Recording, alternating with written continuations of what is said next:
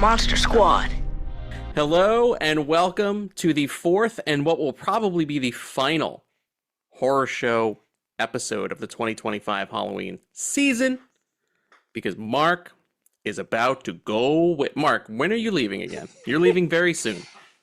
I'm leaving the 25th. Holy and I'm Lord. gonna be going to Turkey. Dude, that's Saturday. You're going to the... So are you announcing on air you're going to the country of Turkey? I am, yeah. Dude, Yeah. holy shit, man. I hope I don't get murdered. So we're not going to call in. We're not going to expect any call-ins from Mark on his Turkey adventure. I'm hoping Turkey allows you to come back to America. I know, me too. I hope America lets me come back to America. That's true. Christ. Yeah, I'm not worried about Turkey. I'm worried more about America. That's a good call. I live in Turkey now. So yeah, this is kind of our de facto Halloween episode. We started the season with The Conjuring Last Rites. We started early. Then we did The Burbs. Then we did our big HHN wrap-up special. And now we're concluding with Black Phone 2. And we do have a special guest that will be joining us momentarily. But before we call the guest in and act like a proper podcast, Mark and I wanted to shoot the shit with you before you go to Turkey, dude, just for a bit. Oh, okay, yeah, let's do it. Chiefly because... Oh, wait, I should hit this. So, by the way, if you're new to the show and you're like, hey, what's going on? Where's the Black Phone 2 review? That'll be there. Check the show notes, all that shit, whatever. We're going to shoot the shit first.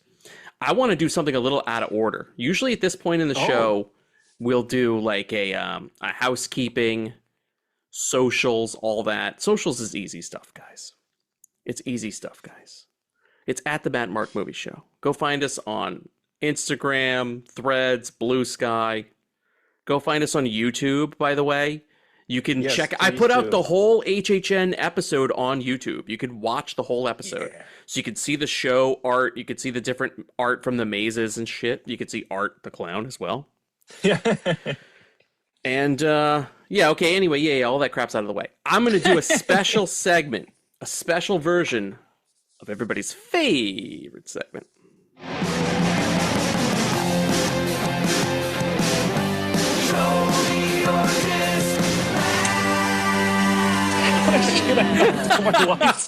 Dude, it looked like you had a lightsaber for a second. It looked like you were waving a lightsaber around. I had to do a special edition of Show Me Your Discman because, Mark, I picked this up from the post office, and I wanted to say thank you so much. For people at home, I'm probably not going to put this episode on YouTube.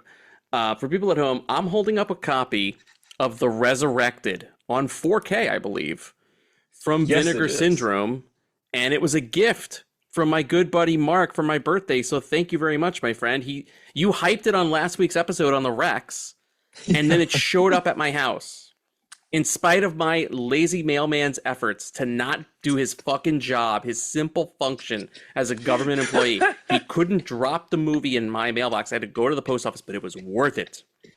It was worth it, Mark. Oh, man.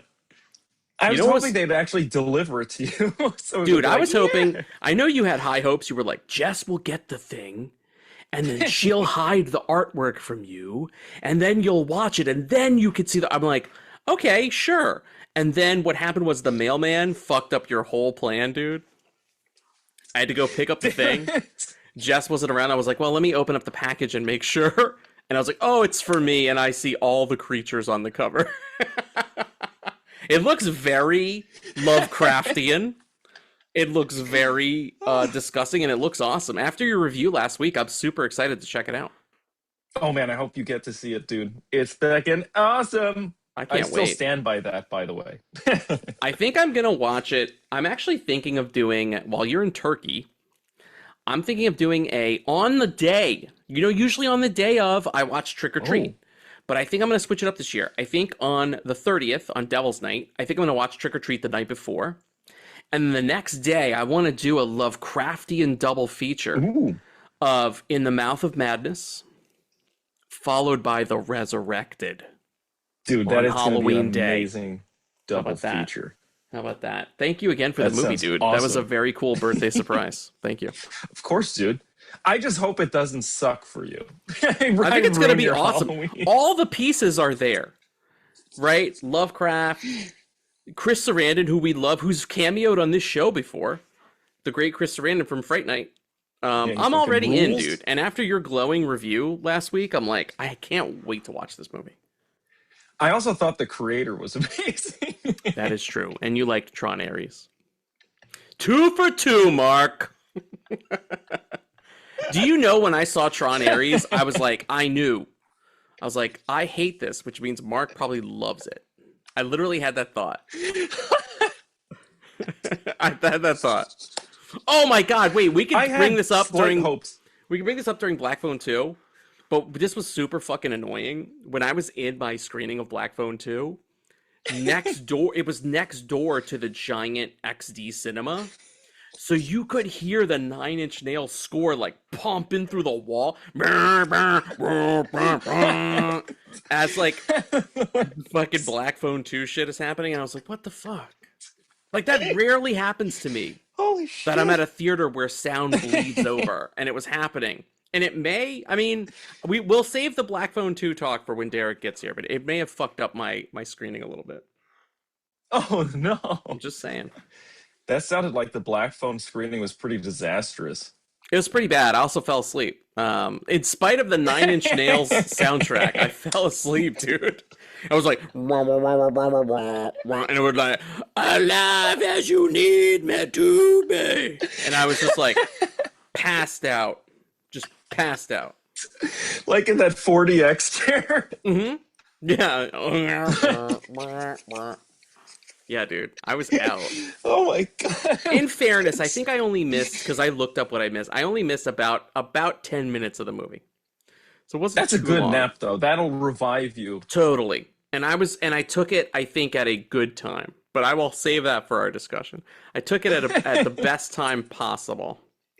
Even my theater was like, because even walking up, I could hear Tron like blaring through the XD walls, and I was like, wow, that's really loud, huh? And the guy was like, I don't know what to do, man.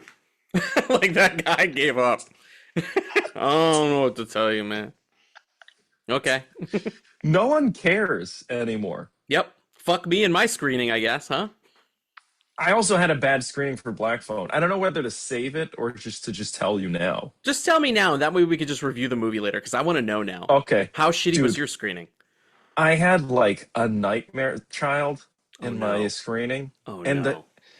He was with her poor grandma, and the grandma was just like, shh, you have to be quiet. And the kid was like, she's trying to make a scene, everybody. She's making a scene. Oh, no. This kid was like completely unhinged, would get bored, would get terrified, and be like, I have to get out of here.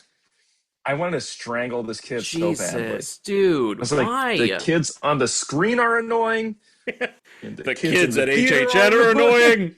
The kids in real life are annoying. Goddamn kid. Ah, damn it. I sound like one of those old guys in the rocking chair. We've officially, you know what's funny, dude, is we've talked a lot about like movies like Dennis the Menace, right? From like when we were kids in the 90s. And it's funny because like you watch those movies now as a grown man, and I find myself siding with Mr. Wilson. I'm like, Dennis the Menace is a fucking prick. Right? Like, he deserves to get his fucking head smashed, dickhead. Mr. Wilson, run him over with your car, please. We've officially become the boomers, Mark. We've become the Mr. Wilsons. We're not... At one time, you and I were the Dennis the Menaces. Now we are the Mr. Wilsons. Let that sink in. Fuck. Yeah, but I feel as though we're justified because this is in a theater. Also, we're justified... And there's like a big goddamn ad that's like, shut the fuck up. Turn off your phones. Mark, and nobody did you yell Mr. Wilson-esque things at him? Like, get a job. You're exactly what's wrong with this country.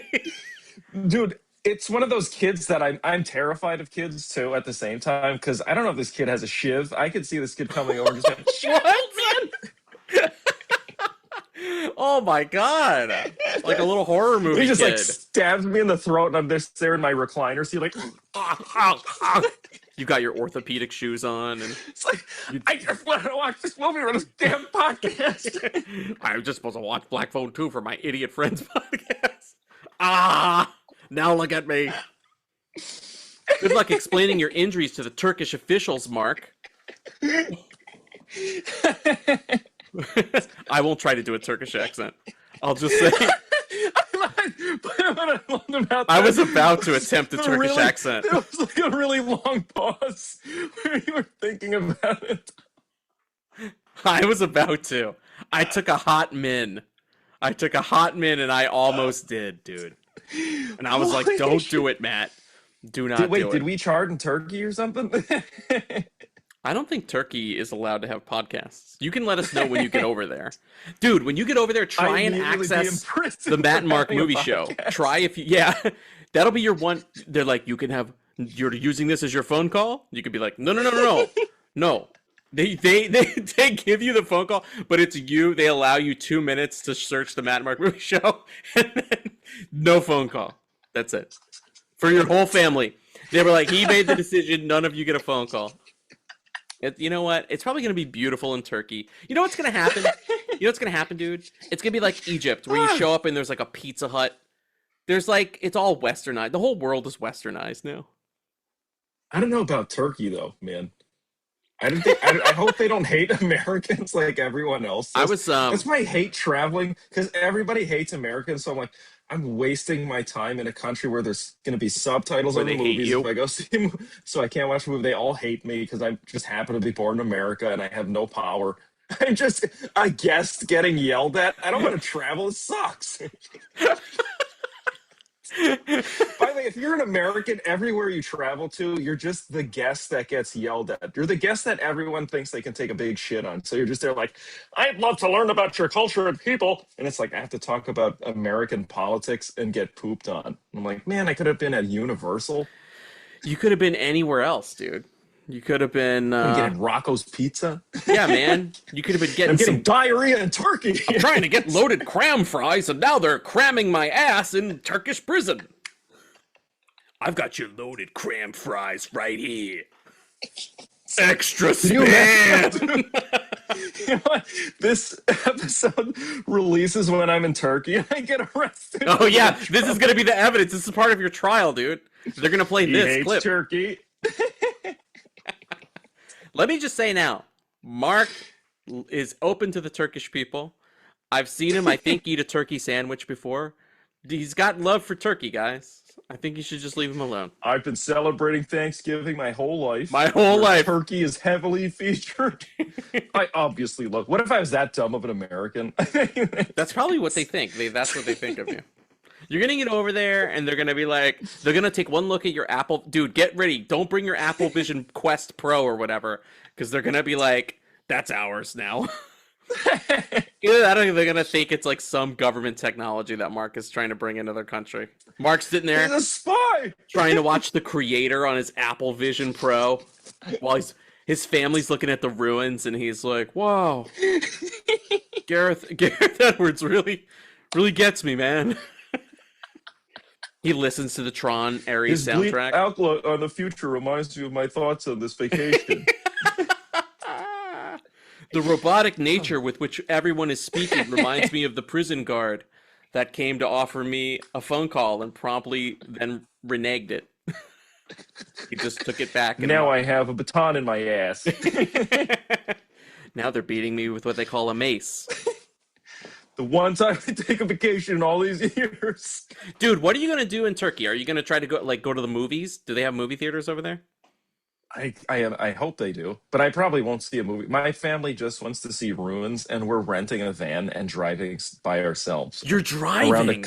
Dude, I am so terrified. I don't want to drive around Turkey with my family. And my family will fight with people. They don't give a shit. Cool. So this could be Mark's last show. They will fight authorities. It was a pleasure having you on this podcast for many years. We've been at this for 5 years. This feels like the Oscar montage, the in memoriam.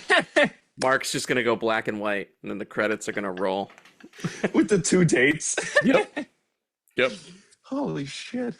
That is actually, I hope I don't die there. That would suck. Definitely don't die, because we have more HHNs to go to. I also don't want to be the one to break the news to the staff at Rocco's Family Pizzeria. I don't want to walk in and, and be like, hey, I have to tell you guys something, but first, can I please get order of garlic knots? I have to sit and enjoy these first. Then I can tell you. Then I can tell you whatever you want to hear. Dude, those garlic knots, you would totally forget to tell anybody. You'd be like, oh my God, yeah, I would just leave. Garlic knots. I'd be like, wasn't I supposed to do something? Maybe I was supposed to go to the toilet store next door. That's probably it. That's probably what I'm not forgetting. Now I can deposit my garlic nuts in this plastic toilet.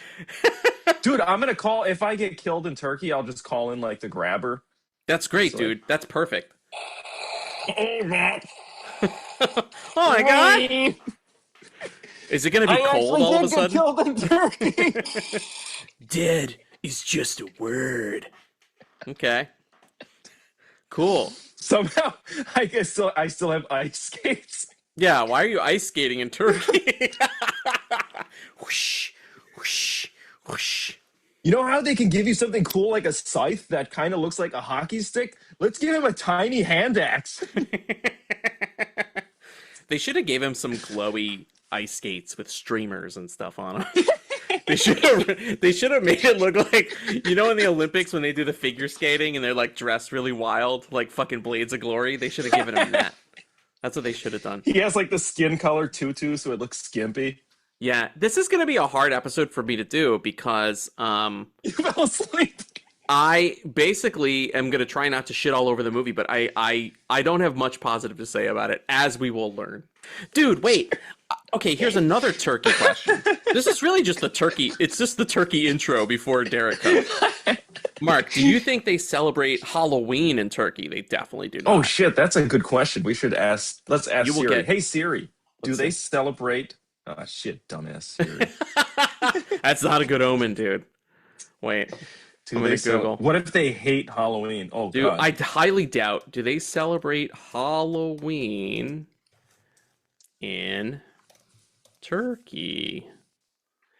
Mark, Halloween is not a traditional Turkish holiday, but it is celebrated in some parts of the country, particularly by young people and in urban areas like Istanbul. So there you go, dude. Oh, cool.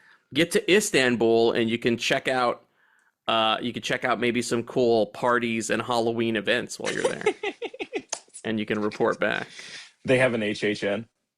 Dude, HHN Turkey? It's just the prison. Come on in! You're like, oh my God, Art the Clown's here? Forever? You're like, that's not Art the Clown, that's your cellmate. It's just a guy with grease paint on and a piano leg. I make a joke, but I can't. Man, I'll just write this joke to you in the text and you tell me it's just funny. Oh my God, that means it's going to be really bad. Here it goes. I don't know how to spell, though. Okay. Oh, wait a minute. Hold on. Oh, no. I had to open up the whole thing. I was afraid it was going to blow up on the screen so people could read it, and then it would have defeated the whole purpose of you typing it secretly in a chat. Buddy, you share the screen. All right, everybody, let's see this joke. Whoops. All right, so joining us shortly will be our guest, Derick. So he'll be coming in a couple minutes. But before he does, Mark, we wish you safe travels on your journeys in Turkey. And we're making jokes, but hopefully you come back alive, unscathed. Me too, dude. And ready to come back to America where things aren't that much better here, buddy. So it just sucks all around, Mark. Yeah, just take your pick, bro. Damn it.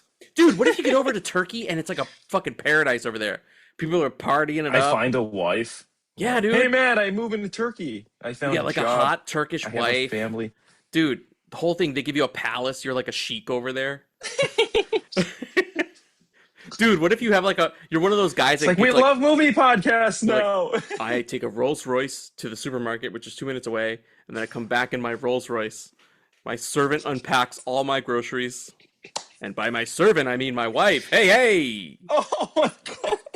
Take my wife. That humor's popular in Turkey, I bet. Damn it, I'm totally getting arrested. I really hope they don't hear this in Turkey.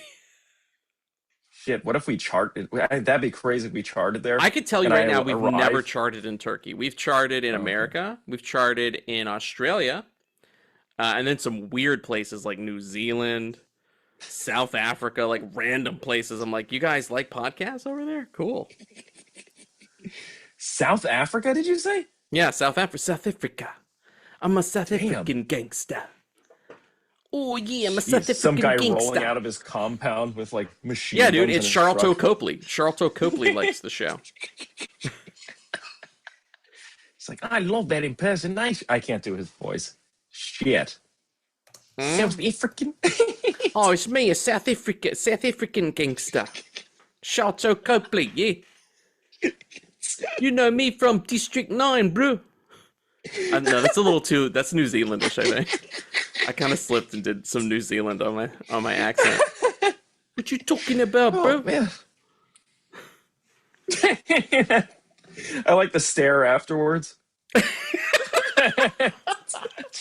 Okay, to explain my stare, I'm looking at another screen where I'm seeing if Derick is gonna join us or not. I've texted. I don't know if I can join because of these anti-Turkish comments. I can't be in the. Okay, yeah, he just gave me a thumbs up. He's joining now.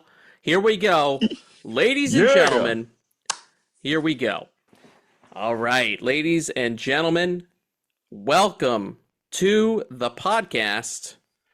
Our guest of honor, Derick McDuff from the Underrated Podcast. Hello, sir. Hey, how's it going? Hello. Good to be here. Thank you for joining us, man. I want to say quickly, Derick, you're joining us kind of live in the show. Mark and I kind of did a funny open. Don't be alarmed. I was like, oh, we're hitting the ground running. Okay. Yeah, the ground running, dude. We can. I just installed Zoom and got on. It's the same general Michigas on this end of the pod. So friends of the show and people who listen to the show regularly know Derick. I've been on his show a ton of times, and that was actually why I wanted to have him on our show this week, because Derick has had me on like 3 or 4 times, and just the nature of me being a poor planner on this podcast, I have not had him back to return the favor. And I was like, hey, guess what? Derick's going to be on the show this week. And Derick, you did not know this, but we're going to repeat it for you now. This is actually going to be our Halloween episode because Mark is leaving to go to Turkey. Gotcha. Hopefully not forever. And he won't be here for Halloween, so this becomes our Halloween episode. So happy Halloween to Derick. Well, thank you. Happy Halloween, dude. guys. And I was going to say, Matt, me and you should be the ones heading to Turkey based on our hairlines, but you know what? Yeah, exactly. Yeah, man. That's cool. You know what, though? That's why I wear this hat. Dude, I think once it's Halloween time, I can disguise myself in any way. But my problem is I keep picking costumes of characters with receding hairlines. There we go. We can just be like Bruce Willis in Die Hard 3. Yes, you know? yes. Best Bruce Willis hair, Die Hard 3. That was my favorite. That was my favorite hair on Bruce. I do want to quickly tell people, in case they're unfamiliar, Derick, please tell us about you and your various shows. You have a lot of shows. Tell the people what you do. Yeah, thank you. So I am a podcaster like yourself and a writer also like yourself, I guess. And, I do freelance stuff writing-wise, but the main thing for podcasts is I host a podcast called Underrated or the Underrated Movie Podcast. That's kind of the flagship one. But as you mentioned, I do a few other ones, which, you've been kind enough to be on. I think pretty much everything that I've done, including Infinity Stones and Dragon Bones. I also have a Patreon where I do some side content. I just wrapped up the series that I was doing called Across the Second Dimension. You were on the finale of that. Yeah, I actually wanted to hype that. I was on Across the Second Dimension to cover a movie that Mark and I just watched, funny enough. Oh, nice. Friday the 13th Part 3 in 3D. But it was in 2D on your show. But I do want to encourage people, if you've not heard that and you want to hear me talk a fuck ton about Friday the 13th Part 3, do head over to Derick's channel on his Patreon and check it out, because it's a damn good show, dude. Like we dove into some good shit on that one. Yeah. I thought we got some really good stuff, and it was a perfect finale, talking about, because the whole premise is, do these movies that were shot in 3D hold up in 2D? And not all the time. Yeah, the answer is no. But it was funny because on Mark and I's recent journey to HHN, we wound up doing kind of accidentally. We were just like, we were super lazy in the hotel, and we wound up lucking into a Friday the 13th triple feature. We wound up watching 1, 2, and 3 in a row. And had we had the constitution of younger men, we might have finished part 4 of the final chapter, but we did not. Oh man, you guys missed the good one. We missed Crispin. Yes. Well, we're not here to talk Friday. Excuse me, Jesus Christ, bro. You know, that's what happens on this show. I ate a bunch of popcorn before I came on, and I knew it was coming back on me. We're not here to talk Friday the 13th. We've talked enough Jason on this show, especially after last episode. We're here to talk Black Phone 2, and I want to quickly hit this for people at home, just in case. Spoiler. It is a brand new movie, and we're probably going to be spoiling it right away. You know how we do on this show. We're speaking freely. If you are averse to spoilers, you don't want to hear us spoil the movie, go ahead and head on out, and we'll check you guys later. I do tend to put timestamps in the show notes, so just skip ahead. All right. Black Phone 2, written and directed by Scott Derrickson, also co-written by, I want to say the guy's name is, it's not Scott McGill. It's, man, I look like a Johnny come lately. Robert. There you go, C. Robert Cargill. And this is the team behind the original Doctor Strange before Sam Raimi came in and kind of, you know, Marvel gave them the boot. It should be said quickly, and I think people know this, we covered the original The Black Phone on this show. I say that because they lost the this time. It's Black cleaner. Phone 2. They lost the it's cleaner. But if you want to hear us talk about the original Black Phone, go check out our episode, and you'll hear me praise it about how much I loved it. And I just want to come out and say something to the audience before I turn it over to you guys. This is going to be a very hard episode for me to discuss for 2 reasons. One, I'm just going to pull the Band-Aid off and tell you I fucking hated this movie. I hated it from top to bottom. So it's going to be hard. It's going to be a bit of a poop fest for me, just taking a big old poop. And 2, at full disclosure, as the audience already knows, I did nod off for about 10 minutes during the movie, in spite of the fact that the Tron Ares screening was next door and the 9 Inch Nails soundtrack bled into my screening really loud. Somehow I still managed to fall asleep. But I do know what I fell asleep on, and it didn't help at all. I actually fell asleep at the perfect time, according to doesthedogdie.com. Okay. I was gonna say, did Ethan Hawke get into your dreams when you were asleep because he just rips off Freddy Krueger? If he did, my dream self, my dream warrior kicked his ass right out. I was like, "Get out of here! We're tired. We don't have time for this." So there you go. I do want to turn it over. I'll turn it over to our guest first, and then we'll go to Mark. But Derick, I want to hear quickly if you liked the first Black Phone, The Black Phone, and where you came out on Black Phone 2. Okay, yeah. Interestingly enough, I feel like I don't really agree with you on either of these necessarily in terms of how much I enjoyed these movies, because when it came to the Black Phone 1, I thought it was fine. You know, I was like, okay, decent horror. I'm a big Scott Derrickson fan. That's what drew me to it, particularly Sinister. I think that's one of the best horror movies of the century. And then, so for this one, I thought it was also okay. So I was like in the middle of you for both of these. I thought these were both pretty just, mediocre. Like, this is one, like, first Black Phone I caught on Peacock when it first came out. And if I wasn't, reviewing it for this podcast, probably that would have been the vibe for this one for me too. I thought they were both fine. This one, I'll get into it more later, but I was really thinking, oh, are they going to go this way? And they just kind of did the most boring, generic thing with the sequel. I thought they were going to do something a lot more interesting that they did not do. Interesting. Okay. Mark, I know on the famously or infamously, I remember Mark was kind of he didn't love the first Black Phone.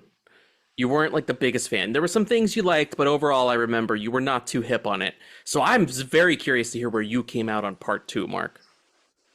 Oh, I kind of hated it. Yeah, dude.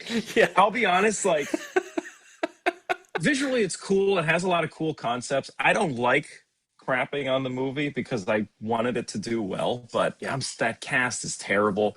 The story was generic. Some really dumb decisions, just really cheesy stuff happened. Like, for example, it's just a simple one, but when he goes on the stage in front of the cross, and it's kind of like he's preaching to them. And it was just some really dumb stuff that was like really cheesy. And it was, I think it's because we saw these like Freddy trailers for that horror anthology they were doing. Oh yes, over HHN. I just felt like, wow, it's not even, there's nothing original in this story. It's like you have Camp Crystal Lake basically, then you have Dream Warriors, and it's like, so and you even combine those even two musically, movies, you had a little Stranger Things in there too. Yeah. It was it very kept odd. wearing like all of its references on its sleeve, and I wouldn't even call it like, let me use a fancy $15 NYU word. I wouldn't even call it pastiche. You know what, pastiche? You know what I would just call it? Lazy. It was just very lazy. It's actually so stupid though too, because it's like they're like, we couldn't find the kids. I've been going out looking for them, and then it's like, oh yeah, maybe I should just scrape the snow off the ice, and they're right there. They're like, they're not even that deep. That first kid's like maybe this deep. They're like, we didn't look in the lake. Why would we look in the lake? It was frozen. No one could cut a hole in it. We never like. Except for the guy that we said could cut a hole in it, I guess. I don't know. There were so many dumb things like that. Stuff. It was a lot of lazy plotting. It was that like stuff that here was my problem. They spent more time justifying and making the dream logic make sense, but none of that logic was applied to the real world logic where nothing made fucking sense. I felt like I was losing my mind. I was exactly for that reason. I was like, really? The kids have been missing. This horrific thing happened X amount of decades ago. No one thought to drag the lake. Literally the first thing, when you watch any Law and Order, the first fucking thing they do if there's a lake, they're like, hey, better drag it. They don't even have to say it anymore. When you cut into that scene, there's already hooks that are dragging a lake, right? It happens right away. It's like a shorthand for what detectives do on the scene. And then two, the other dumb thing that pissed me off really bad for some reason, because it was just like, there was no thought put behind it, right? It was like, this payphone hasn't worked in 20 years. Why keep it there then? Because movie. Like, they could have added a cool reason to be like, well, you know, one of the kids who died, his dad actually erected that payphone as a tribute to him. We didn't want to. It could have been so easy to add a line of dialogue. You know, they couldn't even be. They couldn't even do that. And I was just like, it was just the dumb story stuff started to pile up. But that wasn't my chief problem. My chief problem with the movie is twofold. One, I loved the first movie, and this didn't feel like a sequel. It felt like a fucking, like a pivot, like a hard right bank turn into something else that I was like, this is not what Black Phone is. Black Phone is a real world movie with slight supernatural elements where the cool thing about it is the supernatural people are the good people and the killer's a regular guy and the supernatural people have to defeat the regular guy. Okay, that's a great hook, right? But now that you're turning him into this like Freddy Krueger guy, it takes all the stuff out of him. Like, it's just weird. It's bound by this weird lore. Things have to be like over explained, even though we, the audience, have all seen Dream Warriors, so we understand the general idea right away. But we got to go through all the motions of being like, oh, she's gonna have the dream, and if you die in the dream, do you die in real life? And that stuff just felt so shorthand lazy to me. Also, really quick, the whole deal in Dream Warriors, I would argue the thing that makes Dream Warriors work really well is that you see the kids don't know right away that they can fight back. The cool thing is they learn, and they learn slowly, and kind of like Jedis, they gotta master that shit. So then by the time they are successfully fight him in the dream, you're like, it's super gratifying on a narrative level, because you're like, yeah, they fucking did it, this is awesome. Here, in one scene, that girl's like, yep, I know I'm in a dream, I know how to fight him, and it sapped all the tension out for me. Every time I saw her, I was like, oh cool, she's unstoppable. And it doesn't matter what shit talk that the grabber says, he's just never going to be able to do anything. It just felt like a weird mistake. The brother could interact with the grabber during the dream, but they couldn't do that in the other dream sequences. It's like, what's going on here? It's like, make up your mind. Who can interact with his dream? Who makes it real? Who can see it? Who can't? I don't know. It's very... Also, I just found the cast to be, they could be great actors. I thought the lead kid, the brother, was really good, but everyone else just seemed to be like kind of a jerk. Yeah, and it was weird because it was the same nice, and they were treating all the adults like they were shitheads. I don't know, they were just not likable kids. Yeah, and were you guys like oh, they clearly wrote a reason into this script for the reason that he's like now jacked because he was just in How to Train Your Dragon, so they needed to have an excuse for him to be like he's going around and beating everybody up. Yeah, they don't he's on the old boy fitness plan. He beats people up and then he became super muscular. Yeah, and Matt, I did not. I went to a state school, so I'll use a $7 word to describe it rather than a $15 word, and I would say that it's derivative. Because I love that you brought up Stranger Things, because I was thinking about like how Stranger Things, does all these pastiches. It pays all these tributes to these 80s movies, these 80s horror films and sequels and stuff like that. And this was just like that, but at a level that just felt like closer to ripoff than tribute. It's where it's like, oh, they're going to this spooky thing, and it's the spooky camp. They're the counselors, and like, okay, like Friday the 13th, and then they're doing like the Freddy thing, and there's Freddy and there's Jason and there's all these other things, and it just felt like unoriginal in a way that even like Stranger Things, which gets dinged a lot for just kind of being like, hey, we're recycling a lot of these 80s tropes. At least it's like doing that in a kind of unique way that is very much wearing its heart on sleeve, where it just this feels like it's like maybe you won't notice.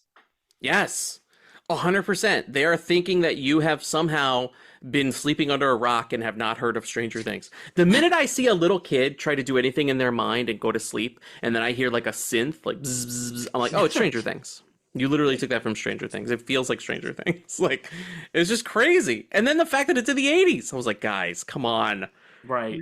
Like, you have to be better than this. You have to be smarter than your audience, or you can't treat your audience like they're not media savvy, or that they're not.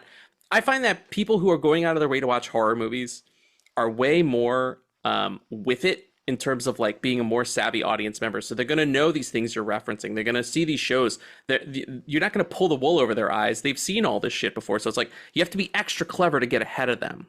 I think that's why these horror movies that do surprise us feel so good, because it's like you've seen it all. And if they still manage to pull the magic trick, they've found something that hasn't been exploited before, which is kind of awesome. This movie does none of that, in my opinion. Also, too, did it bother anybody else that the grabber spoke exclusively in catchphrases? I was like, does this guy have any fucking dialogue? All he's got is the same 5-second catchphrase. It's like HHN when they have to press the button on the sound. Yes! It's like, dude. Yeah, or that episode of South Park where like Chef died and they just like use old clips of Chef. Yes. Dude, we just went through the HHN Blumhouse Terror Tram, and there's a bit where you go through the Black Phone too.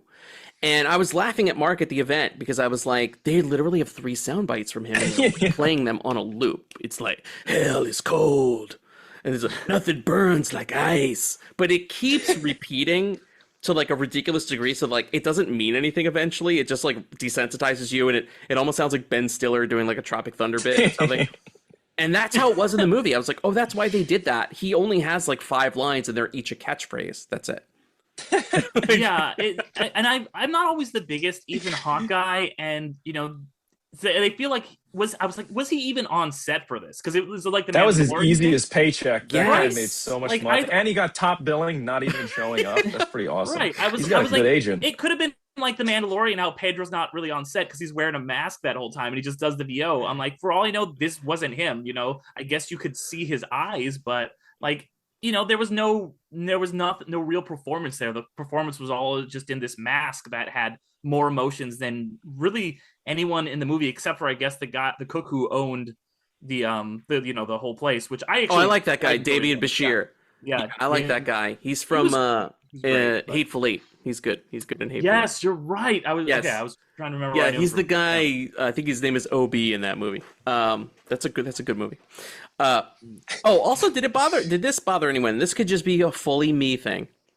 I don't like this, like, I call it the Star Wars. It's one of the Star Wars problems, but it's a Star Wars problem where like every body or every central action has to be directly related to the same group of 4 people. I hated, like, to me, one of the cool things originally about the grabber was like, he just fucking fucked with whoever. That makes him so scary. He's not like, now in this movie, we're discovering that like, oh, he targeted the mom to make it look like she killed herself. And now the son is fighting him and the daughter fights him. I'm like, no, why are we going there? Why are we doing that? It's so cheap. And that's how the father has the drinking problem, so you can Yes. connect with him too. It's like everyone had to love this right. stupid family. So we're supposed to forgive his alcoholism in the first turds. movie where he like beats his children with a belt. Yeah, which I was like, is that? I felt like that was just like Joe Hill, because obviously Stephen King's son, Stephen King, kind of a famous alcoholic, like getting that trauma out. And like, I think Scott Derrickson also talked, like, he didn't say anything specific about like dealing with his own childhood trauma, like making the first one. And so it's like, okay, cool, you guys have resolved that. This one's just like, but wait, there's more. Like, I'm like, okay, so like the dad is like, it's like Stephen King is now, when he sobered up, was he like a good dad then? Like Jeremy Davies, like, what is the point of having Jeremy Davies in this role if he's not a weird dude anymore? Like he's such a little speedy guy and everything. But now that he's just like a normal sober father, I'm like, who just drives the snow truck from the end of The Shining to go show up at the end. It's because Jeremy Davies has got to eat, Derek. And they were like, look, they're like, he's got to get a certain amount to stay in SAG. This is the one thing he's got going on. We have to call him. You go tell Jeremy Davies he can't get some bread at the store. That's what happened. Can I tell you guys what I thought this movie was building towards? Yes, that please. It zagged. So I thought this movie was doing something interesting for about the first half, where because they're like, oh, the mom was here. They're going to this lake. We haven't really seen the grabber very much, but we know that for some reason he's pulled them to this, and we have Finn dealing with like the trauma of what happened to him with the grabber, and he's so angry and acting out and hurting people. And the way that I thought this was going to go is that the grabber was going to be like, I pulled you back here, my murderer Finn, because the same thing happened to me when I was a kid. And I thought he was going to be like the fourth kid that like escapes, and like he went through the same thing that Finn had gone through, and then it's like that cycle of abuse where like, oh, I was captured and I had all these ghost kids talk to me, and I managed to get out just like you did, and now you have to like find the guy. And I thought it might have been, you just said his name, but the camp counselor, he was going to be the secret twist that he's so nice and jovial. Damien Bashir. Damien Bashir was actually the original grabber. And like, I thought it was going to be like, okay, cool, that's how we bring it back in. We recontextualize the grabber where he's still a bad dude, but like now we have to figure out what made him the way. And then Finn has to be like, okay, I can't go down that path. I've got to throw away my anger, or else I'll become Grabber 3.0. And then I was like, this is so cool. They're building towards that. And then it's just like, nope, it's just, he's a bad guy. He's back. There's some other kids that he killed. Nope, we just decided to do Dream Warriors. That's it. yeah. And I know it's not fair to compare a movie to something that I imagined that it could have been, but it felt like they were building towards that. And that would have been just such a more interesting take than there's more kids that are dead. And I agree 100%. I actually think that's a very cool idea. That is, I think, giving the screenwriters a lot more credit than I think they're worth. Because they clearly, I don't think, would have been able to grapple. Like, that's a pretty, like, heady idea. I think done well, that could have been a good sequel. But they don't want to do that. This is like, this to me felt more, I think the first time out, it was like they want, and Scott Derrickson had this similar problem on Sinister. Sinister, banger open, wow, amazing film. And then Sinister 2 is a colossal piece of shit. Yeah, which he did not come back for as a director. He didn't come back for, but it was like, it almost felt like a curse. Like, I thought that. Yeah. I don't know why. When I sat down to see the movie, I was like, in my mind, I was like, I hope they don't Sinister 2 me with this. And that's exactly what happened. I will say, if you guys are tired of hearing me just take a giant poop, I will say, there was one thing I liked, and it's a very surface level thing. The one thing I liked the way that like 8mm looked. Actually was like, that's fucking cool. I liked seeing and 8mm. The sound quality too. Yes, and it almost kind of made me wish that. I was like, I want to see a movie like this done fully like this. 8mm is famously mono, so like there's no sound. You got to re-record shit. So like to see a movie with regular stereo tracks, see people talking, have dialogue, but have it all in 8mm might be kind of fucking cool, because I really dug the way it looked. That's about the nicest thing I can say about this movie. I literally have nothing else positive to say about it. I was honestly going to bring up the same thing, because that was what really kind of worked for me in the movie. Because like I said, I was pretty middle of the road with it. There was like my problems that I mentioned, but I didn't hate it as much as you guys did. And I think one of the big saving graces was that aesthetic, because like I said, I love Sinister. We've talked about it a bunch. That was one of the cool things that Sinister did, was this spookiest parts were like the 8mm flashback kills. Yeah. And there is a like actual story reason for those to exist in that movie, because he's literally like, Ethan Hawke is going kind of nuts watching these kills happen and he's watching them on like this projector of 8mm, and that's why there's no sound. And this was like, it felt like, oh, I did this thing in this other movie that was a really cool spooky aesthetic, and that's by far the scariest part of Sinister. Like, one of the scariest things I've ever seen in movies are those scenes, and I think he did a really good job replicating that. And is there a reason that like our dreams are 8mm? No, it's not as direct as Sinister where it works like that, but it's still a very cool aesthetic. Like you said, the sound design works very well, and it also just kind of clues you into like, oh, this is a dream. It's very good visual storytelling, and that's what I think is Derrickson's strong point. He's a very, very talented visual director. I think he's a decent writer, but that's not his strong suit. I think whenever he does something cool, it's because he has all these crazy visuals. Like we mentioned Sinister, talked about the good visuals in this. One of his most commercially successful films, the first Doctor Strange, people don't remember the plot of that because it's just Iron Man but with magic. What people remember are all the trippy sequences where Doctor Strange is like going through like other dimensions, and his mind is flying through the multiverse of that's not the multiverse, but he's going through the Mirrorverse. Like, yeah, exactly. Yes. The Mirrorverse, and like psychic planes, and he's tripping out and his hand turns into like 1,000 hands. He's really good at visuals. And I think that's what worked for me, is the spooky visuals in this. Even like Ethan Hawke like skating in. I mentioned the mask already, like how sometimes the mask will be happy, sometimes it'll be sad. So I think he is a very good director, particularly in horror, of like letting you see something and letting that do a lot of the lifting, because the script isn't always there for it. Yeah, I would agree. I mean, I like his visuals. I just wish, like, even just thinking of that, right? The clear, like, hey, when the movie looks normal, whatever, 35, we're in real life. When it looks 8mm, we're in a dream. It would have been cool to like lull you into that familiarity and then deliberately fuck with you later, where you're like looking at something that's clearly 35, but something fucked up happens, and you're like, oh shit, I'm looking at real life. Oh wait, psych, it's a dream. Like just that forethought again to try to stay ahead of the audience, but it's like they're playing to the cheap seats only.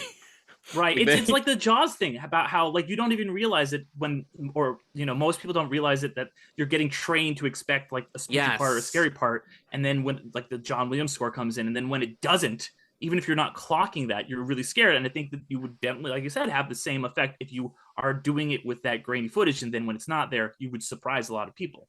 100%. Yes. I think that's like another missed opportunity. Wait, I also have to talk about how goofy the grabber is when he ice skates around. Why they chose...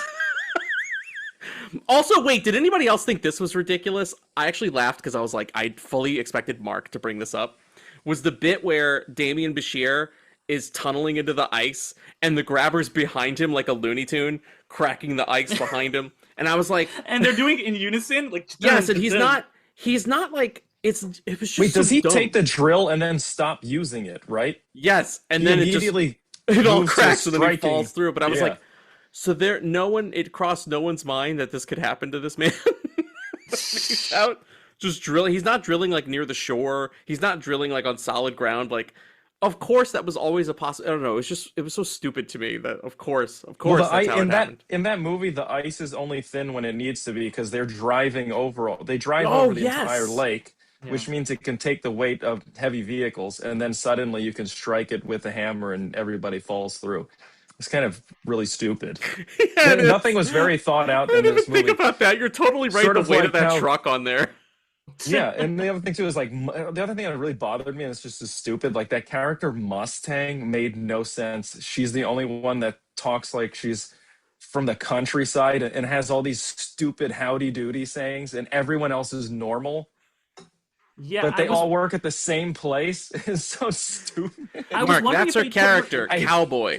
Yes, I was like, did they put her in so that he could have like a love interest, but then like they cut out all the scenes where that was anything, because like it it was only like a is mentioned throwaway at line the at the end. very It's end. only so he can make like a dad joke at the end as Right. they leave. So you it can felt like I can connect with that guy. right. It felt like something they had maybe introduced like that, but they're like, we've got enough of a love story with the other two kids. We don't need to have them too, so we'll just cut all that. That's what it felt like. You know? Yes, you're totally right. When that kid starts to mack it to her, all of the Mason theme stuff just goes away. They're like, they forget about him fully as a character. He is all of a sudden suddenly ineffective, or he's making mistakes, he's fucking up. Like, they're going out of their way to like depower him as much as they can, because they're like, we really want you invested in this storyline with the little sister and the boyfriend. Yeah, she like became the main character, you know, yes. like, which, you know, is not inherently a bad thing, but it was just weird that he kind of got sidelined for, you know, like her story. And she obviously was important in the first one because she was like finding him with like her Jean Grey abilities or whatever. Yes. But like he just kind of felt like a side character in his own movie at this point. Yes, I also think too it sets him up so clearly. Unless this is like the worst attempt at subversion I've ever seen, but like it clearly sets him up to be again the hero. He's even beating the shit out of people. He's all jacked now. Like they keep going back to what a badass he is. He can't get away from the grabber. He's haunted by him. He smokes pot now. Like they kept leaning, like pushing him out front. I'm like, okay, well, if you want to make her the main character, back off of him. Like, treat him like a legacy sequel character where he comes in at key points when you need him, but she's driving the story. It was just a bizarre fucking choice. You're absolutely right, because you could feel this shift change. All of a sudden you're like, oh, it's not his movie anymore. He's gone. So all that time I spent with Finn, doesn't matter. Doesn't matter. We wasted all this time with him, setting him up, all his problems now. It doesn't fucking matter. He'll have one scene where he's like smoking weed on the lake, and you know. I also hated the blunt stupidity of like, you smoke weed, you just like dad, but with the alcohol, and he was losing control. I was like, what is happening in this fucking movie? I was like, do I just go next door to watch Tron Ares again? I cannot fucking deal with this movie anymore. I felt like you couldn't really connect with any of the characters too, because even when Finn has his breakdown moment, no one gives a fuck about him. Yeah, they're just like, enjoy that by yourself in the cold. Yes, like nobody. I didn't get a feeling that any of these people cared about each other. No, they kind of were all antagonistic toward each other, or like making snarky comments to each other. The only person I bought that had any feelings was the boyfriend, the new boyfriend. I bought that he actually liked her, because he is also like the one sane or normal person in the movie. I was like, oh, he acts like a human being. I understand this person. That's cool. Everybody else is either like, I'm a movie character or I'm a bad movie character. Yeah, which did you guys pick up on that he was, I guess, the twin brother of one of the kids who got grabbed in the He's the Vietnam vet guy from the first movie, and they really punch you over the head with it. They're like, his brother found out he was in the war. And then that kid comes up and he's like, when he went to the war, I'm like, okay, we know who he is. Stop bringing it up.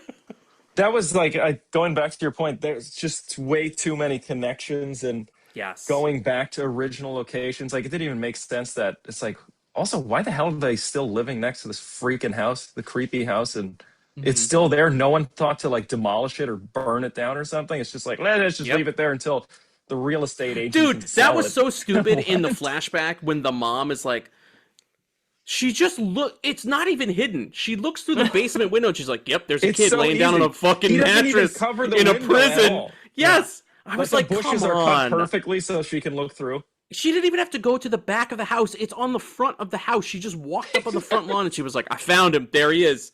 I was like, this is the level of thought that was put into this. And then the grabber has to wait for her to go past and then puts her in the van.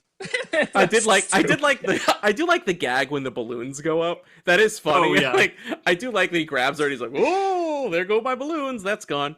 I didn't like that. By the way, I wasn't a fan of that connection with him being Wild Bill at the end. He used to be a camp counselor too. It's like, oh my god! I also hated the obvious like the WBH, and the minute they said Wild Bill, I was like, oh Jesus! Just because I watched Deadwood, I know who Wild Bill Hickok is. I was like, yeah, it's Wild Bill Hickok, and everybody's gonna act amazed when she spells it out. Like, speaking of better things, I think they could have done. I think what would have been more interesting would have been seeing. I'm not even kidding. Like, you want to take a hard left turn and do something completely different, then give me a prequel movie about the origin of the mask, the pieces, why it was made, why it's different, what it means. I think that would be way more interesting in like a lore Friday the 13th kind of way than this cheap Dream Warriors wannabe movie. I just despise it. Do you guys like the name The Grabber?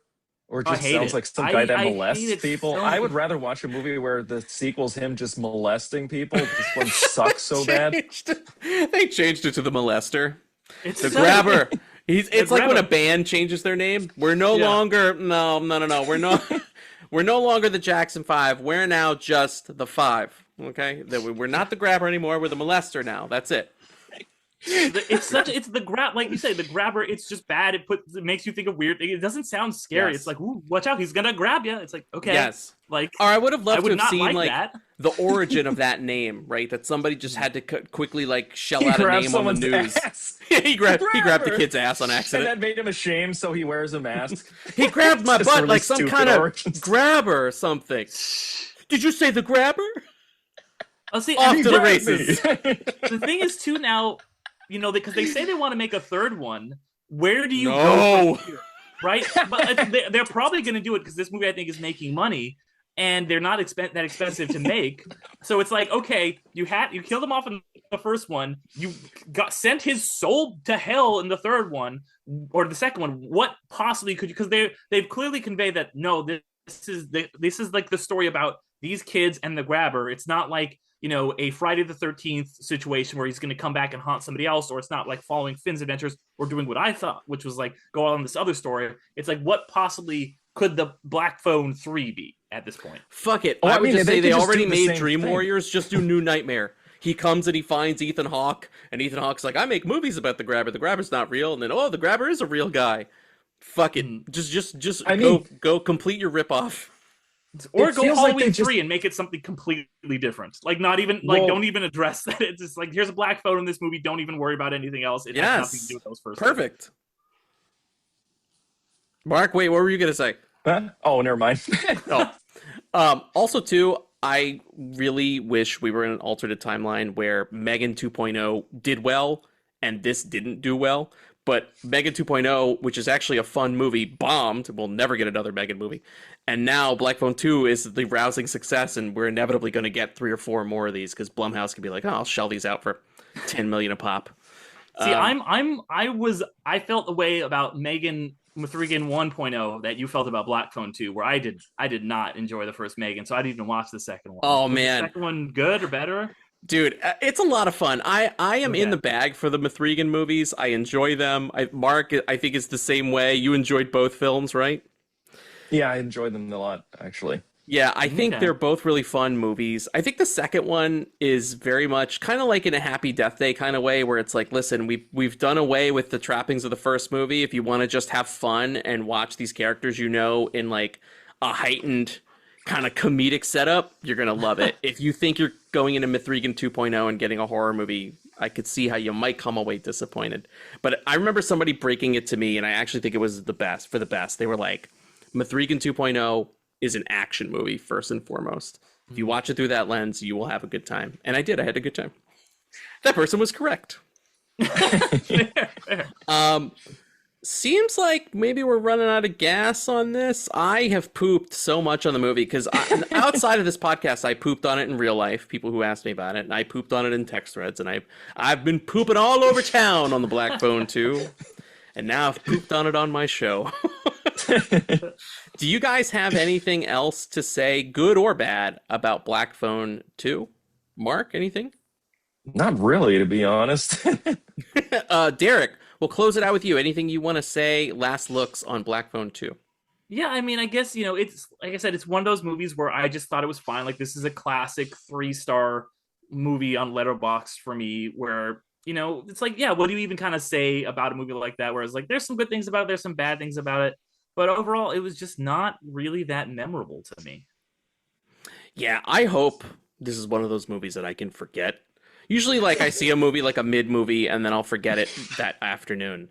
It was just so piss poor, and I was so annoyed that even now, days later, I saw this movie on Sunday. It's Wednesday. I'm still remembering in great, crucial detail things that annoyed me to no end with this movie. And the sad part is I've seen better movies on video and I could barely remember them now. But I know they were good. I know they were better. I can go back and look at my Letterboxd reviews, and I can be like, look at how happy I sound after watching this movie.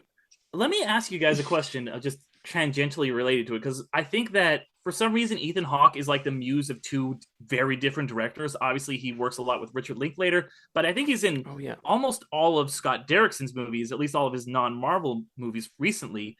How do you feel about like him being like this horror like icon specifically for Derrickson, and how weird and different that is than his usual, Before Sunset vibe? Mark, do you want to take this one? Oh shit! I haven't actually watched any of those Before Sunset, but I have watched most. I do like that Ethan Hawke. You can see him in like anything from like like an A-list movie to some weird, unknown indie films. I kind of like that he has a ton of range and he brings a lot of variety to his filmography. So I kind of like seeing him in everything because I enjoy watching him as an actor. I think he's really good. I think my biggest gripe probably with Black Phone 2 is that he's not featured enough, and the top billing definitely throws everyone off. Because it's like, yeah, you want to see like a very good actor in a movie or in a genre that's generally not populated with like, I consider him an A-lister. So to see him removed from this one kind of sucks. So I feel as though he brings a lot to it, which is probably why the Black Phone 1 is much better. So the more Ethan Hawke, the better. And I kind of wish, there goes my light, it died. I do wish he was featured more in this film because I think like I said, he's a really fun actor to watch. He brings a lot of depth to stuff. But when he's barely in it and you just see a mask and just like Matt said, he's talking through taglines, you kind of like, you do miss him a lot. You see what he brings to the table. I agree. I like Ethan Hawke a lot. You just made me think of that, dude. I was like, how is it that he has so much presence in the first movie and he feels like a real person, even behind that mask? Like, you maybe see his real face for, I don't know, a minute or two, that's it. But he still, it's a huge difference. Like, these feel like night and day different characters. I don't like that. But I will just say that stunt actor's playing him in this one. 100%. And he's, Yes, and I will say that I do think in the first movie he's able to give the grabber real presence, like I sense in Ethan Hawke performance. But I like him, man. I also like that he does weird shit. Like I like that he'll do a Boyhood, right? He'll make you sit through 12 hours of Boyhood, but then he'll be like, "Hey, guess what? I'm in this movie Daybreakers with all these vampires." Or, "Hey, the Spirit Brother. I was movie? in Gattaca. Hey, how about Gattaca? Right. I like Gattaca a lot." Or I was a weird guy who didn't wear shoes in a Marvel TV show about Egyptian mythology. He was the bad guy in Moon Knight. I just remembered that. He was like the cult leader guy. He kind of seems like your A-list guy who you can take risks with. I think maybe that might be his greatest strength. But I don't mind him, man. I think he's okay. I just wish, you know what? In the same way that fucking Jeremy Davies needs to eat, I'm glad that Ethan Hawke now has a fancy VO gig for himself. Good for you, buddy. Yeah. But man, I was just left so raw and disappointed. I think because I genuinely do think the first movie is like a great fucking movie. And I will tell people this: if you are thinking of seeing Black Phone 2, and let's say you're like me, you're in my position, you're a fan of the first film, I would encourage you to not rewatch the first movie. I think this movie will this is one of the rare times where I would think it plays better the less you carry from the first movie. If you just have a sort of a memory or an idea of what this is, I think it will play it much better. If you're like looking for super connective shit and you do your homework before the movie, I think you're setting yourself up for a real bad time. That might be why I liked it, because I'm vaguely remembering things from the first. I was like, oh yeah, there was that kid. Yeah. I guess he's the brother. Like, okay, yes, like, right. So that's probably why I liked it so much. So I just kind of like thought the first one was alright and barely remember it. Definitely don't do what I did and watch it 5 o'clock the day before. Like, I'm all ready to go. Don't do that. I did that with the Mission. I watched all 7 Mission Impossible films going into the 8th one, and I was like, this was a bad idea. This was a horrible mistake. Yes, you could slowly see the downward spiral. You ride the downward spiral. So there you go, Black Phone 2. It doesn't matter that we had very mixed feelings and negative feelings on it. It's a massive movie. It's made a ton of money. We will no doubt get a part 3. And I'm going to tell you, I will not be reviewing it on the show. I can't. I just can't. I can't put myself through it again. So there you go. Black Phone 2. That's it for us. Ladies and gentlemen, do we want to do some Rex? Let me hit the song here. Let me hit this here. I'm gonna wreck it, wreck it, wreck it, wreck it, wreck, wreck, wreck. I'm gonna wreck it, wreck it, wreck it, wreck it, wreck. Well, I go on facts, not recommendations, but thank you. I was watching the podcast. We hadn't heard from that guy this week, and I really wanted to put him in because it just felt like we've spent time with him all over Halloween, and I was watching the podcast. That's the fucking catchphrase that the grabber needs to have, dude. The podcast as he ice skates out to come get us. Ladies and gentlemen, it's time for Rex, where we tell you about the things we've been watching, things we want to recommend to you. And I think since we have 3 of us, might be fun to do a little round robin, where somebody goes, next person goes, etc. So what we'll do is maybe we'll do this. We won't put our guest Derick under the spotlight immediately. Maybe we'll start with Mark, go to me, and then we'll finish out with Derick, and then we'll start the circle again. Mark, what do you got on the Rex? All right, I guess I'll start with this one. It has a really low score, which is Yes. what I love recommending. I watched right. him. Oh, and yes. It's really not as bad as people think, especially if you're familiar with like CTE and some other things. Like if you're into sports from more of like the player's perspective and psychology and kicking yourself into overdrive to be that top contender, it's really cool. It does some really odd, strange shit. I like that it's kind of surrealistic to a degree.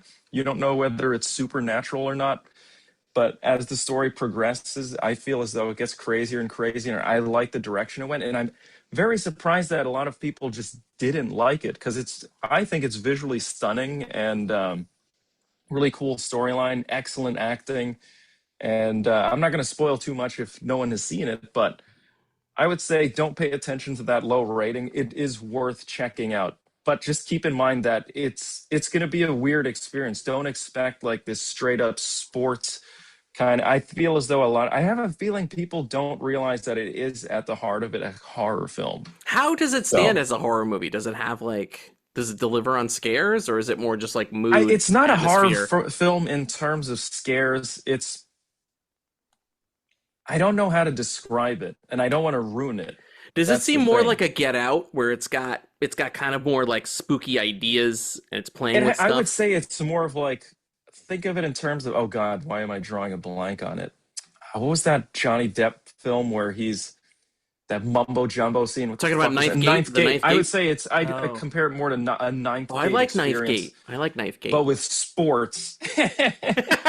But to throw you off, it's about the football.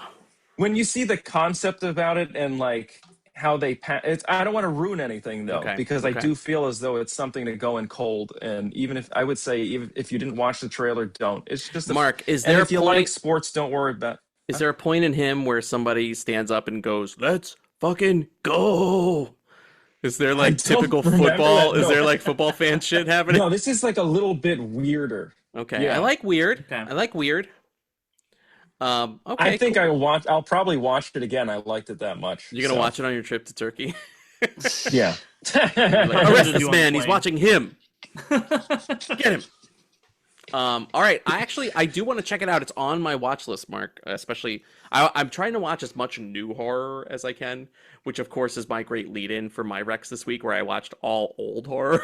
So don't fucking listen to me, people. But I am trying to watch like a bunch of new horror this year because we got a lot of it coming out.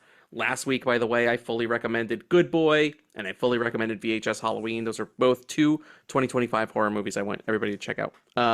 Hey, first up for me, I want to talk about, how about this? Since Mark went on the line and had like a lower rated, I'm going to do my crappiest one first. In spirit, brother, in solidarity. I watched a very well-known cult. Some would even not call it a B movie. Some would call this a C or a D movie. So really lower those expectations. It's called Neon Maniacs. And besides having a kick-ass fucking title, there's no neon in the movie at all. No, actually there is in one scene where a guy is performing. Neon Maniacs, what is it? I'm going to tell you what it is. It's a movie that doesn't make a whole lot of sense. It works more the less you read into it.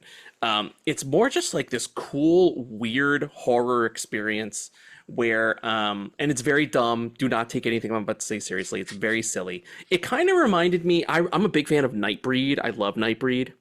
It kind of reminded me of Nightbreed in that there's this cabal of creatures who seem to have their own society, we guess. I don't know, that's me extrapolating. But they seem to have a hierarchy, and some of these monsters seem to have jobs. One of them's dressed like a doctor. One of them is like a Vietnam vet. I don't know what that guy's deal is. But these monsters terrorize teenagers in 1986 San Francisco.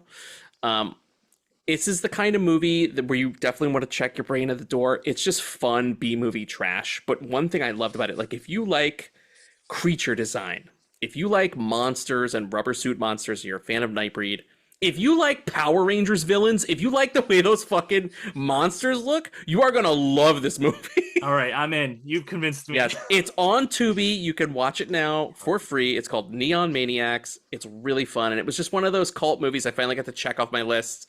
We were actually texting friends of ours about it last week. The last people on planet Earth I expected to be aware of Neon Maniacs, love of cinema, and they had all seen it, and they were like, we did a whole episode about it. And I was like, oh my God, is this the Twilight Zone? Anyway, Neon Maniacs, fun B-movie trash. Perfect for a beer-soaked Halloween season Friday night. Watch it late. Derick, what do you got for us for Rex? Yeah, so I want to recommend something that has become a recent tradition for me to rewatch every time we're getting around Halloween. It is a little tangentially tied to Halloween, but it's more of just kind of a fall vibes thing, and that would be the show Over the Garden Wall. It is yeah. Have you guys seen it? Or I've heard of it. I've only heard of it. Everybody tells me I would love it, and I have to watch the Halloween special. I hear about this every year. It's so good because it's only like it's 10 episodes, I think, and they're like 10-minute episodes. So you can watch it as a show, just in like a little bit each day, or you can do what I usually do, which is I just kind of watch it as a movie. I actually just went to like a party where it was like a watch party for it. It was like pumpkin themed, and we all brought pumpkin stuff. Like I brought some pumpkin dip from Trader Joe's, and we were all just that's like, fucking awesome. Pumpkin beer, yeah, and it was just like the fall. It's ultimate fall vibes. Where it's these two kids going. I need friends, dude. I need real life friends.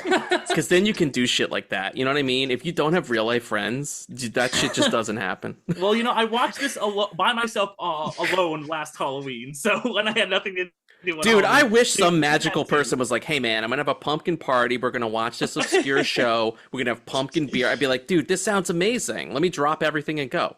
I'm not even kidding, dude. I would love that. It's great. It's very like Adventure Time vibes, but yeah, you can just kind of sit down, watch it in one setting, take a break between the episodes, go grab a drink. Is it just those 10 episodes, Derick? It's just those 10 episodes. Okay, cool. You can watch it as a 2-hour movie if you want to, and you'll have watched the whole thing. Like I said, watch it once a year. It's really great. Like Elijah Wood's one of the main characters. He's one of the two kids. Chris Lloyd is one of the major other characters. It's one of those like real kids spooky ass shit things that I just like. There's a real soft spot for, where it's like you probably shouldn't watch this if you're too young, but if you're like 13, then like this is some real good starter horror almost. So I highly recommend that to anyone. Okay, this sounds really cool. This actually sounds up my alley. They did not. The people who've told me about it before have not sold it that way to me. It was just because like I love animated Halloween specials, and I tend to like kind of run them throughout the season. And people are like, "Oh, have you ever seen Over the Garden Wall?" And I'm assuming it's one Halloween special out of a much larger series with many seasons. If it's 10 episodes and 10 minutes an episode, I could totally do this, and it sounds great. Mark, what do you got next on the red? Oh, let's see. I don't know if this is considered horror or what genre. Doesn't have to be horror. It can be anything, man. I watched The Long Walk. Oh shit! How was that? I was getting like a whole bunch of really good reviews. It's an extremely serious movie, and it's a total downer. Oh no! But from an acting perspective, it's really good. Very cool concept. I mean, think about it. You're watching all these kids just get shot. So you're spending an entire movie watching kids get killed. I mean, I guess after Black Phone 2, that's kind of a blessing in disguise. But with this one, you actually connect with the characters because they're very well thought out. They all seem very different. They don't feel like generic characters. You actually feel this long walk, and it's like over the course of a few, like I think it's like 4+ days and over 300 miles. You get to see what it's like for someone to walk and they have to sleep as they're walking. They got to help each other out, even though they know like only one of them is going to survive. It's very cool. And that's a Philip Seymour Francis Hoffman's Lawrence kid, right? is the director. Yeah. Pardon? Cooper Hoffman. Philip Seymour Hoffman's kid is in it. Yeah, he's very Yeah. good. Actually, all the kids in this movie are you empathize with them a lot as you watch the film. Even some of the more would be considered the bad guys of the movie. And Wow. it's a fantastic film. It definitely deserves the praise, and I won't go too much about it because I don't want to spoil it. But it's a very good movie about like kind of friendship and wrapped in this like really psychotic event. And you're it's crazy. You're cheering for these people, even though you know that 99% of them are going to be dead by the end of the movie. Yeah. Shit. But it's heavy in that way, and I'm telling you, you do connect with them. Wait, was this the thing you It's were hard watching to last predict- night when I was like, "Hey man, you got to watch the John Candy documentary"? And you were like, "I'm watching a sad sack movie right now. I can't talk about it." It's like I don't want to bombard myself. Usually, if it's a heavy film, I try to end it with like a comedy. I'll watch something funny afterwards, you know. But this one is like it sticks with you for a while. I think I think people will talk about it for years. It's actually, or they may not, but I think it's a movie worth talking about, and it's actually very good. Awesome. It's for the cast and crew. It's really solid. Everything's very well done. Yeah, Dude, I saw hope- this one too. Yeah. Oh, you saw it too. Did you like it? Yeah. I didn't. I'm not as hot on it as Mark was. There was a lot of because basically thought I don't know if you guys saw the studio, but there's that whole bit where they're like, we're gonna make this Smile knockoff. Who we're gonna get to the director? And Seth Rogen's like, we got to get the guy who made Smile. And this what felt like that, but for the Hunger Games because they got the guy who directed all the Hunger Games. Yeah, movies. Francis Oh Lawrence. yes. Yeah. And you know, it's just like it's kind of like what if the Hunger Games, but like walking, and it's boring. And there's a lot more kids shitting in the street and like Mark Hamill just yelling about young boys' sacks than I was expecting. He's like, "All right, boys, you've got to have a big sack to have a walk like this." There's a lot of that shit. But I do really agree with Mark that the performances in this are spectacular. I think you mentioned Cooper Hoffman. He's really good in it. And him and David Johnson are the standouts. Like all the kids are really good, but particularly those two, because there'll be parts where I'm like kind of checked out. And then they'll just have this conversation and they're just walking and talking. And it's so engaging. I think their like dynamic really saved the movie for me. Wow. Okay. Shit, man. It I is want to see a this one long too. walk. Yes. That's what I should warn people. It's not like the walk's this small section and the rest of them like taking down some fucking empire. You're actually it's the beginning and the end. Wow. And that's how it starts and ends. Yeah. Mark, I hope they don't make you take a long walk in Turkey. I'm gonna be thinking about you, dude. I hope that doesn't happen. Like the long walk, but for real. I would definitely die first. You immediately like trip and they're like, warning. So there you go, the long walk. Next up for me, all right, I'm also gonna step up my Rex here. Old horror movie as well, but really good and got some pedigree behind it. I finally watched a movie called Intruder. It has a very generic title, but it is, I assure you, a fantastic, star-studded, loaded movie. Randomly, do you know who has a main part in this as an actor? Sam Raimi, the director, is in this movie, and he's really fucking good in it. His brother Ted is also in the movie. It was written and directed by Scott Spiegel, who co-wrote Evil Dead 2, Army of Darkness. He helped them like create the Deadites. He directs the movie, but it's so funny. You can see because it's like made, I want to say this was made in like 89. So it's like right after Dead by Dawn. So you can really see the Sam Raimi influence in the movie. It almost feels like a shadow Sam Raimi movie in a way, like just the visual style, the way the camera fucking moves. And it's got, I'm talking star-studded, like it's got killer special effects by K&B Effects before they were even K&B. So like Greg Nicotero, Howard Berger, those guys doing like awesome, crazy Terrifier level kill gags in the movie. There's some gnarly shit. The premise is very simple, and I have to think that this is like truly how they probably came up with this movie. It's just an all-nighter. It's basically like if Clerks, the movie, if you're watching a bunch of people at their shift at work, have to work the night shift, and they're locked into their store, their business, and there's a killer among them. And he's slowly bumping them off in very ridiculous ways. Like, I'm going to tell you there's one, I won't spoil who it is or whatever, but I saw this gag and it was amazing and it made me laugh out loud. And if this sounds appealing to you, you're going to love this movie. This is definitely how they came up with this movie. There's a part where a guy gets cut in half in like the hydraulic press, and half of his body's on one side of the frame and the other half of his body's on the other side of the frame, and the killer left a half off sticker on him.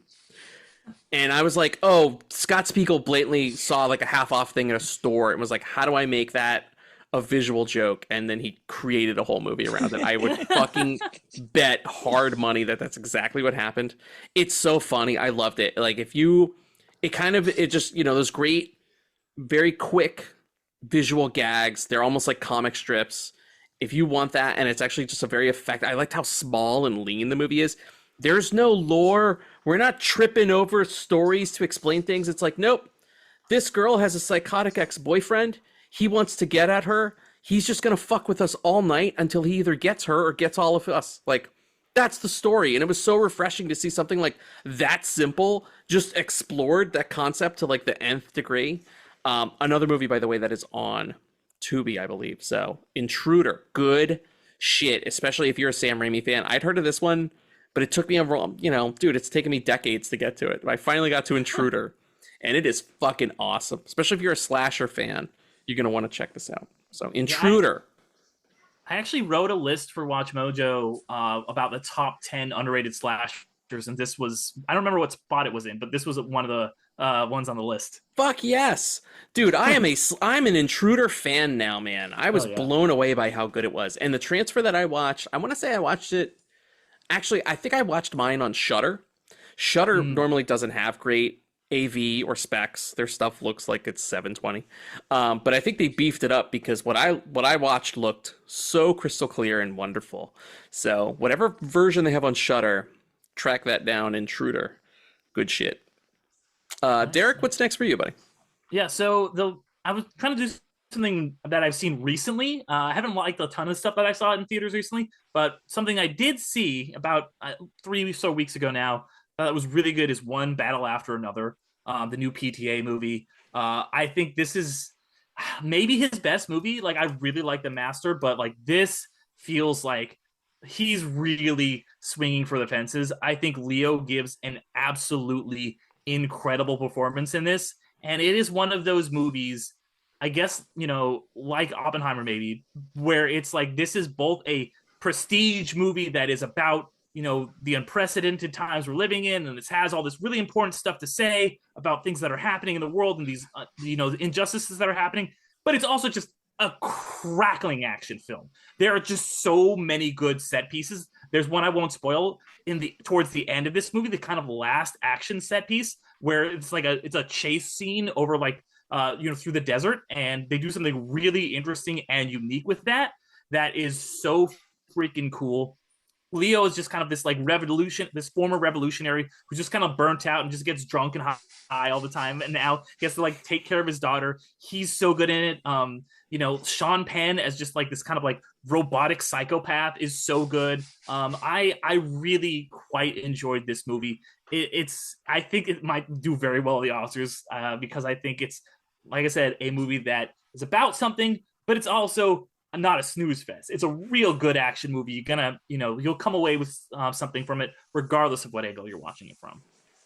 All right, cool. Yeah, I'm gonna confess I've not seen it yet, only because I was like, I don't know if I can swing 3 hours in a theater anymore. I have to do what I did for Killers of the Flower Moon, where I literally watched 2 hours at home. I watched the first 2 hours of Killers of the Flower Moon, went to bed, woke up the next morning at 8 a.m. and finished the movie the next morning. And I predict I will be doing the same thing for One Battle After Another whenever it hits Digi. I will happily watch it because I am curious about it. I want, especially to everybody I talk to. I've heard some mixed things, but everybody I talk to have seen it. I'm the last human being. I'm the last film guy in the film circles to have seen the movie. So I'm going to be coming up at the end of this. So I'm going to be very curious to watch it for myself, but I will be watching it home in the privacy of my home. Mark, last rec for you, buddy. What do you got? Oh, I'm just going to wreck something that everybody hates, which is Tron Ares. Oh, no. I had a great experience in the IMAX. I know Dave his experience got screwed up, but I had the perfect screening. It was super loud. It was like great audience. People loved it. And I don't know. I liked it. I find it. I don't mind that it wasn't really a Tron movie. I mean, it is got the it's called Tron Ares, so I wasn't expecting to see him, especially after the second one.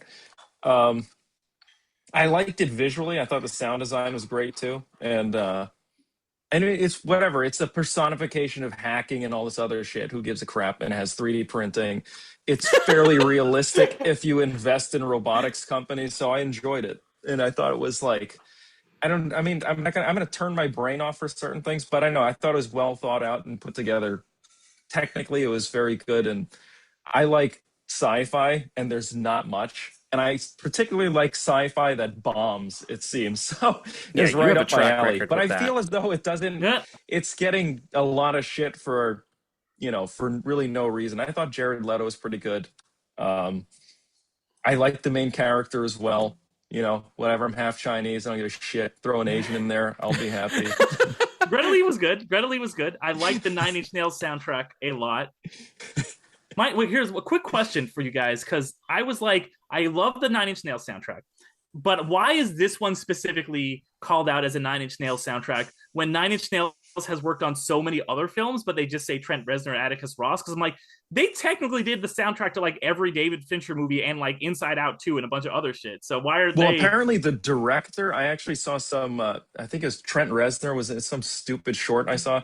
And he was saying that they requested that they use Nine Inch Nails. I guess it kind of adds something to them, a bit of edge to the movie too. Because they like adds those dollars because they knew they were going to sell those vinyls. Right. They were like, "Hey, what's going to sell? A new Nine Inch Nails album that will." Well, I think they got to follow branding wise, it just looks cool because I don't know if you guys remember when Quake first came out and Nine Inch Nails did the sound design for Quake, and you had their logo on those nail gun boxes. I don't know. I just thought it was something cool, a little cool throwback.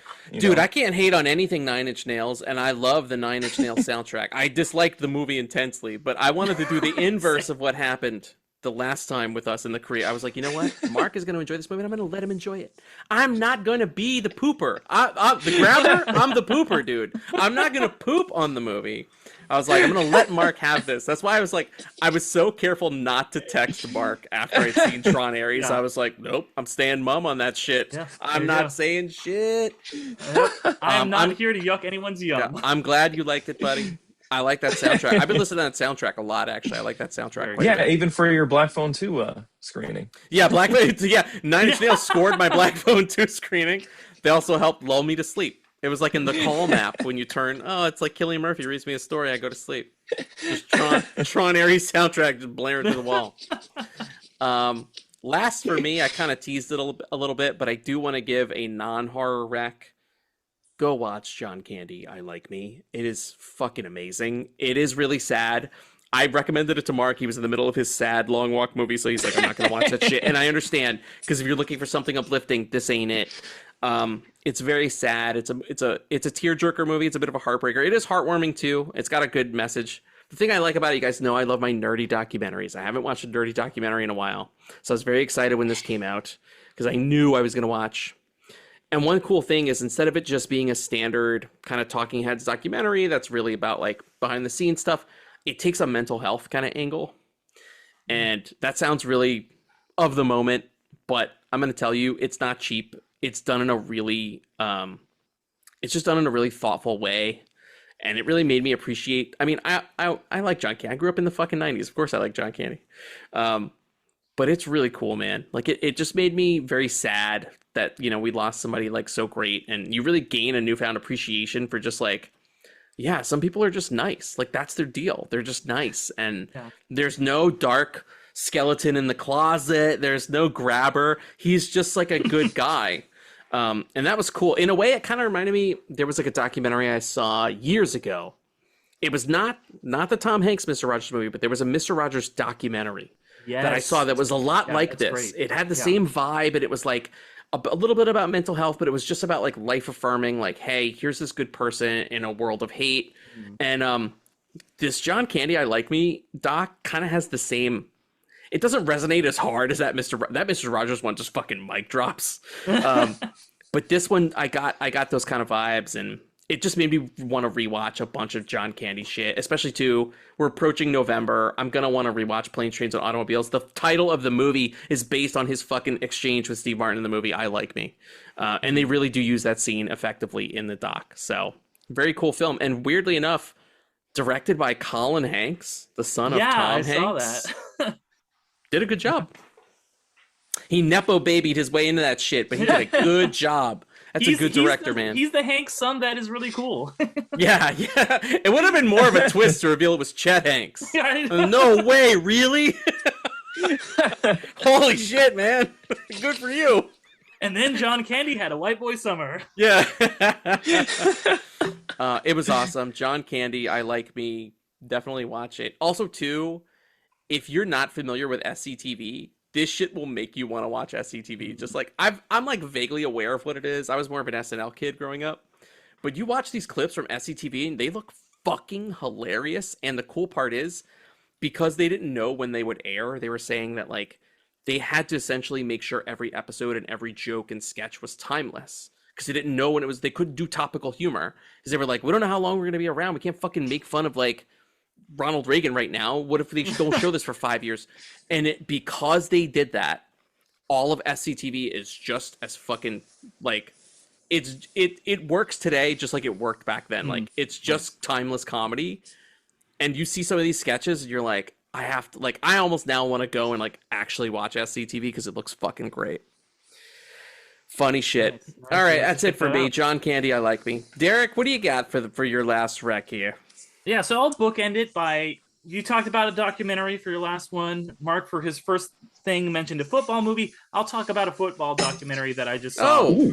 Yeah, which is, there's a YouTube channel I'm a very big fan of called Secret Base. There's a guy named John Boyce who's a sports writer and documentarian, and he makes these really interesting, like, they're like great for sports nerds, which I am definitely one of those documentaries, and he invented the concept of scoregami, which like even Pete Carroll has like said, but basically the concept is this score ever happened before in the history of the NFL? Because scoring in football is a little bit weird, and so he made a video on it years back, and he made now a whole 4-part miniseries, docuseries about it, and just kind of and it's this interesting, unique angle onto the history of the NFL and all these different scores that have happened. And if you are somebody who's just like, you know, you're like got that, you know, hyperfixation, you're like, wow, football, this is really cool. This is a very weird, unique way to look at the overall arc of football and to where it might go, and like, you know, rule changes and like weird tangents and histories that happen like with the AFL. So I highly recommend it. It's also just like really fascinating to think like, okay, cool, like this one thing happened this one way. It also goes into the Heidi game, which is like a really infamous game that like got a playoff game where it got like cut off and preempted by this awful made-for-TV movie. So if you're at all like me, if you like docs, if you like football, if you like numbers, I really recommend checking out Scoregami. It's on YouTube. Secret Base. John Boyce is the director. Damn, that sounds really cool, actually. I do fuck with some nerdy documentaries. I like that a lot. Nice. So that's very cool. I'm not a football guy, but that does sound actually kind of fun. Damn, all right, Scoregami. There you go.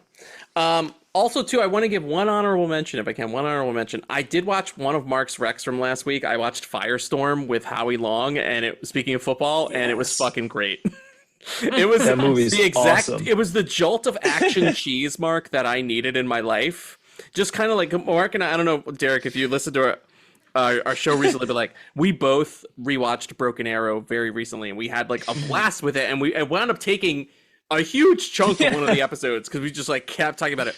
And after Broken Arrow, we're like, God, I want another like 90s action movie that like is a little untapped, or maybe I'm not as familiar. It's not a Con Air, it's not a Face Off. I just want something I'm not as familiar with. I want it to feel fresh. And dude, Firestorm was so fun. It was really fun. That movie was amazing. Great bad guys too. Great bad guys. I liked how lean it was, and it was like 89 minutes. It was like, nope, it's just the Firestorm. That's it, man. No fucking around. It was like the perfect length, actually. But Perfect the other thing length. too is like, it doesn't feel like a C movie. Some of those action sequences were fucking insane. It's very well made. The action is choreographed very well. It's got some fun bits in it. I was a little worried because I was like, oh, it's one of these movies that's like directed by a cinematographer. I was like, this, sometimes they're not the best for actual, yeah. And no, Dean Semler did a great job. Very, very satisfying movie. And I was actually impressed. There are a few CG shots, shots for the fire, but they're few and far between. Most of the fire is real pyro work, and it looks awesome. Fantastic. Good God, nice. Man. There are moments where I was just like, how is anyone alive? Like, there's a whole bit with a tree and a burning house at the beginning of the movie with a little girl, and they gotta get the little girl out. I love shit like that. Like, listen, I host a movie podcast and I go to HH. I'm not a macho guy, but let me tell you, I fuck with some macho movies. I really like. Hell yeah. I like plain blue collar movies where it's like, this guy has a fucked up job, and now he's gotta go do the thing to get the little kid out, right?